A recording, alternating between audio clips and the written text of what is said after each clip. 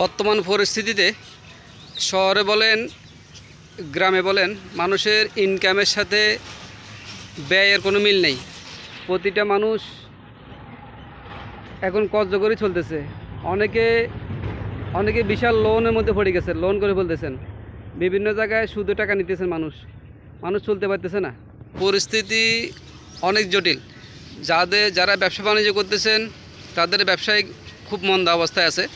তারা ঠিকঠাক মতো ব্যবসা করতে পারতেছে না, তাদের অবস্থা খুব খারাপ। এবং যারা চাকরিজীবীদের ভিতরে অনেক বড় বড় কোম্পানি আছেন যারা অনেক লোক ছাঁটাই করতেছে, স্টাফের বেতন দিতে পারতেছে না। আবার কিছু কিছু কোম্পানি আছে বেতন যা আছে তার অর্ধেক 50% দিচ্ছে। এখন ধরেন যারা চাকরি করতেছেন তারা তো পরিবার নিয়ে শহরে বাসা ভাড়া করে থাকতেছেন।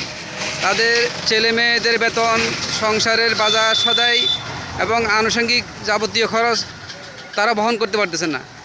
যদি একটা কোম্পানিতে বেতন অর্ধেক দেয় তাহলে তার কীভাবে বাসা ভাড়া দিবে, বাচ্চাদের কীভাবে পড়ালেখা খরচ চালাবে? পরিস্থিতি খুব জটিল অবস্থা আছে। এখন না পারতেছে চাকরি করতে, না পারতেছে চাকরি ছেড়ে দিতে। এমন এটা হলো বড় বড় কোম্পানিদের ক্ষেত্রে। ছোটো কোম্পানিগুলো তো অনেকে বেতন দেওয়া বন্ধই করে দিচ্ছে। অনেক জটিল অবস্থা আছে।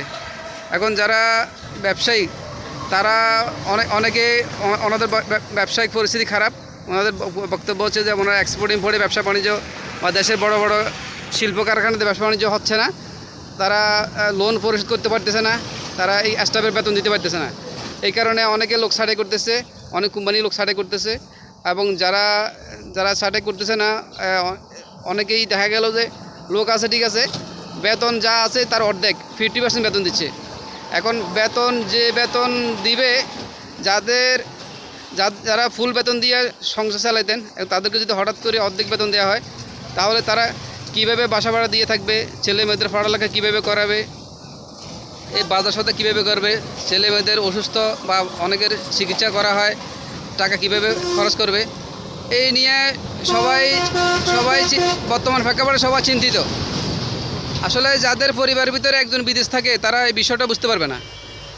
যাদের পরিবারের ভিতরে একজন বিদেশে ইনকাম করে তারা এই দেশের যে বর্তমান পরিস্থিতি তারা বুঝতে পারবে না, কারণ তারা তো মাসিক দেশের কোনো ইনকামের সাথে জড়িত নাই। এই কারণে বিদেশ থেকে টাকা পাঠাচ্ছে আর দেশে খরচ করতেছে, তারা তেমন একটা কিছু বুঝতে পারতেছে না। কিন্তু যারা দেশে বাড়িতে ব্যবসা বাণিজ্য করতেছেন বা দেশে চাকরি করতেছেন তারা এখন মানে চলতে অনেক কষ্ট হচ্ছে। অনেকে কষ্টের ভিতরে পড়ে গেছেন, অনেকে লোন করে ফেলতেছেন। অনেকে ডিপিএস ভাঙা ছিল, ডিপিএস করা ছিল সেটা ব্যাংকে ফেলছে। অনেকে ব্যবসা বাণিজ্য ছিল, জমানো টাকা ছিল সেটা খরচ করে ফেলতেছে। এখন পরিস্থিতি আসলে যারা চাকরি করতেছেন, যারা ব্যবসা বাণিজ্য করতেছেন তারা আসলে আমার ভিডিওটা দেখলে আপনারা বুঝতে পারবেন যে পরিস্থিতি কত কঠিন হচ্ছে। আসলে এটা বলার ভাষা নাই, এমন পরিস্থিতি হচ্ছে। এখন ইনকামের সাথে আয়ের সাথে মিল নেই, ব্যয় কীভাবে করবে, ইনকাম তো নাই। এখন ওইটা নিয়ে খুব জটিল অবস্থা আছে।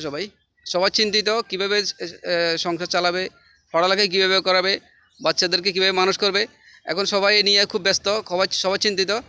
আপনারা যে যেখান থেকে দেখতেছেন সবার জন্য দোয়া করবেন যাতে পরিস্থিতি স্বাভাবিক হয়ে যায়, সব কিছু ঠিকঠাক মতো থাকে, যাতে ব্যবসা বাণিজ্য যাতে ভালো থাকে, বা যারা চাকরি করতেছেন যাতে চাকরিটা ঠিকঠাক মতো থাকে।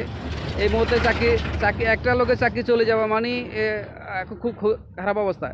এই যে অন্য কোথাও এখন লোক নিয়োগ দিচ্ছে না, একটা কোম্পানি থেকে চাকরি চলে যায় তাহলে এই কোম্পানিটা থেকে লোক চলে যাওয়ার পরে অন্য একটা কোথায় চাকরি পাবে। এখন কোথাও কোনো কোম্পানিতে লোক নিয়োগ দিচ্ছে না। সুতরাং একটা লোক চাকরি যাওয়া মানে সে একদম বেকার হয়ে যাচ্ছে।